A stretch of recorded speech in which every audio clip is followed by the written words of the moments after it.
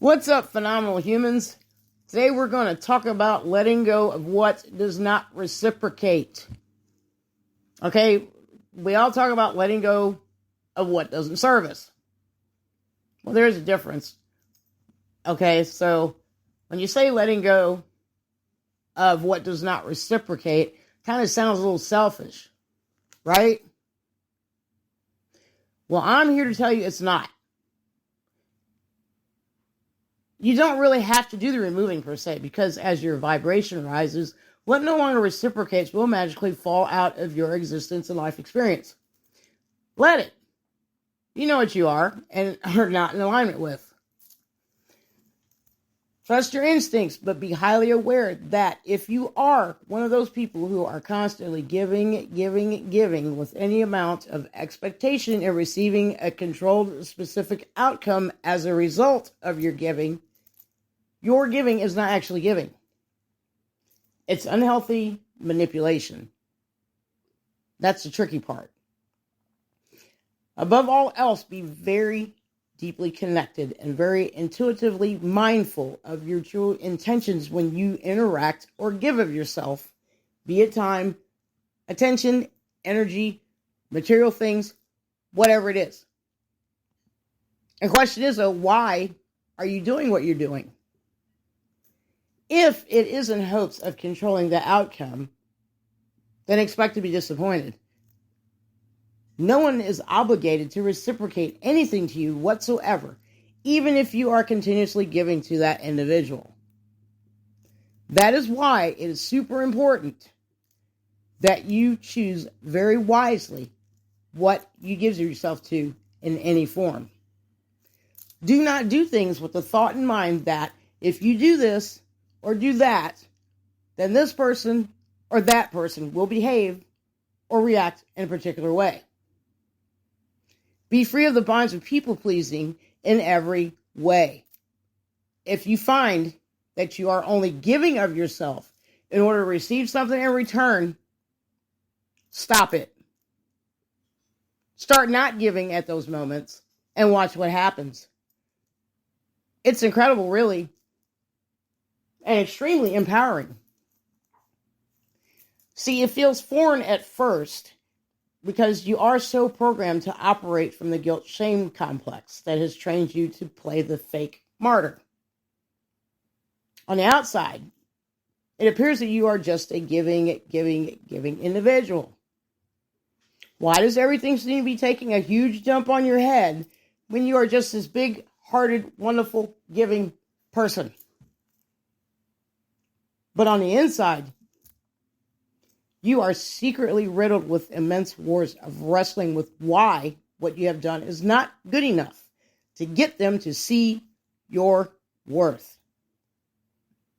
This is so important right now, because in order to understand this next phase of the game, you'll have to gain the capability to stop yourself before the act of giving and ask yourself the deeper inner whys and true intentions of the impulse to continue in the action of the giving.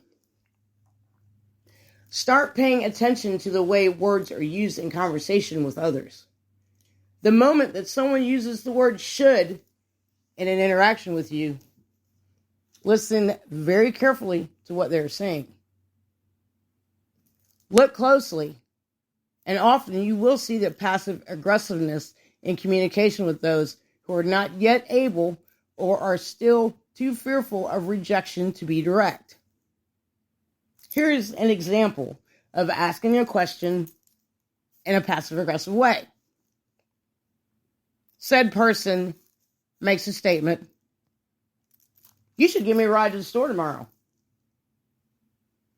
This translates to, "I want something from you, and I'm trying to control the outcome, but projecting feelings of obligation and guilt onto you so that you will reciprocate whatever it is that I feel like I am giving to you that makes me feel entitled, that you then in turn do something for me because I want you to see that I'm worthy of this." Make that make sense?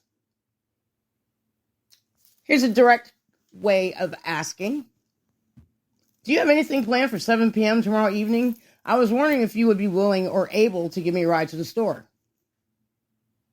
Now, see how much easier it is to say that as opposed to, going around the frickin' mulberry bush with bullshit. Direct communication does not need an explanation because it does not have strings attached. There are no expectations of an outcome. A hope of an outcome, yes, but not an attempted forcing of an outcome. This requires the direct communicator to be 100% okay if the answer to their question is no. And the fact that they first respected that the other individual's time was valuable and asked first if the other person is open proves that the direct communicator is probably okay if the answer is no. But here's the thing. No is a full sentence. So, you don't necessarily remove everyone who is not reciprocating because about 90% of the time, people will just not be reciprocating. And that is fact. And you'll have to either get used to it or continue to internalize your own projections and remain in a state of unawareness that you're dumping a bucket of attempted guilt trips in your everyday conversations because of your feelings of unworthiness and fears of rejection. But the real truth is that nothing outside of yourself can reject you, no matter how terrible and awful it ever feels. The only thing that can reject you is you. Is this what we want as human beings? To have to try to guilt trip people into things? To try to control outcomes by being passive aggressive and using manipulation tactics to try to get a specific outcome? I don't know about anybody else, but not me. I don't want anybody to feel obligated to do shit for me out of guilt, because then it's not really genuine.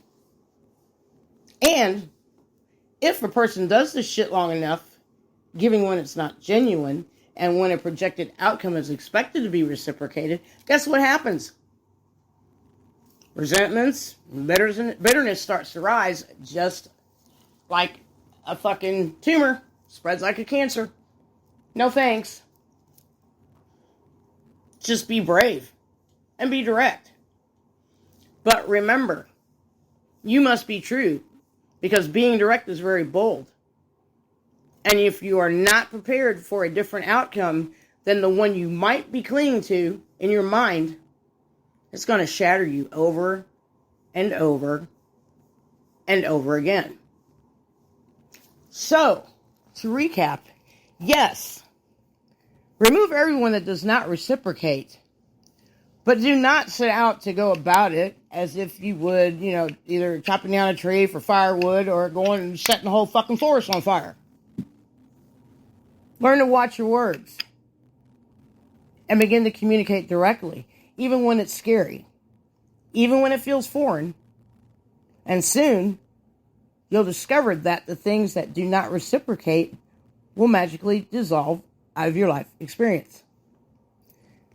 This will happen the very moment you let go of the outcome completely.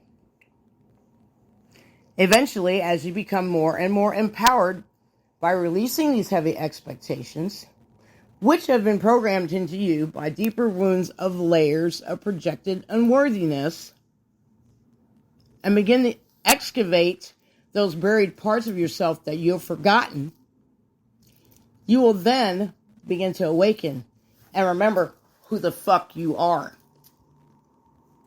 You are a magnificent, wonderful, incredibly amazing being. And no one on this planet needs to ever believe that, feel that, know it, or realize it except for you. Now, when you do, everything around you will begin to shift. This is why the primary focus of this journey must be the true self, the healing, and the rebirth. Once this begins to take place, and the true self has more freedom to roam, because it's not buried in a pile of projected bullshit, that is when you start awakening to the beauty of who you truly are. That is when you realize that beneath it all, there is really no self at all. No separation whatsoever. You are connected to all of life. You are pure energy. And you have no bounds, no limitations, other than the ones created by the program that buried you to begin with. But here's the really whacked out part. It was all necessary for you to arrive to this place at this now. But that is another story for another day. That is all. And I'm complete.